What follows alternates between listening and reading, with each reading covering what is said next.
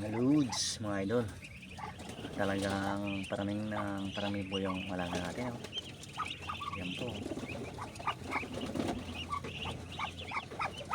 Parami po talaga yung alaga po nating bebe. Yan ang dami pong siw-siw po yan. Yan ang dami. Oh.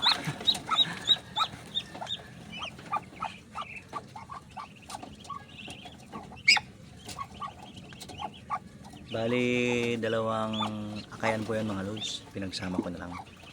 Pinakawalan ko na po yung isang ina para mabilis mabulungan ulit. Yan, yun po yung sikreto ng pagpaparami ng bebe. At sasama-samahin na lang natin yung mga siw-siw. Yan, mga 4 na araw pwede nang ibaba yung ina niyan para mabulungan na rin. Yan. Hindi naman pumasilan yung mga siw-siw ng bebe. Kahit na walang ina, basta maganda yung kulungan. Wala pong problema po dyan. Ayan, dito pa yung iba mga loads sa kabila. Ito naman po yung iba. Ito. Ayan. Bali, dalawang akayan din po yan. Ayan. Napakarami na naman yan, no? Ayan, no? Medyo malakas nga lang sila sa pagkain. Pero, di bale. Kahit pa paano, nakakatanggal po ng stress yung pag-aalaga po. Ayan, no? Ayan. Medyo malaki-laki na to kaysa dito sa kabila. Ayan, no? Ayan. Uy, umakit yung isa.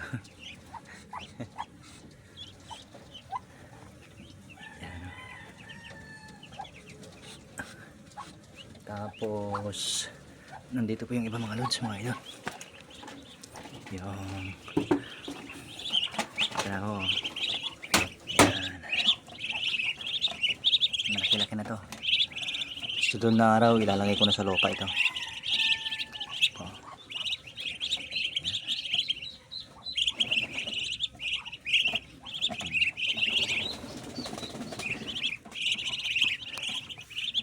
Ganda oh. Ito bali dalawang akayan din po ito. Yan po, yung iba malalaki na.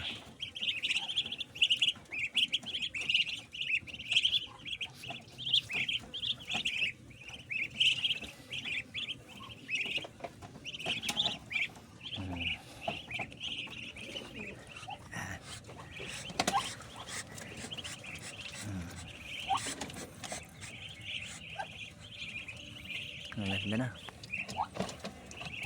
Ayan mga loads, mga idol. Hanggang dito lang po tayo.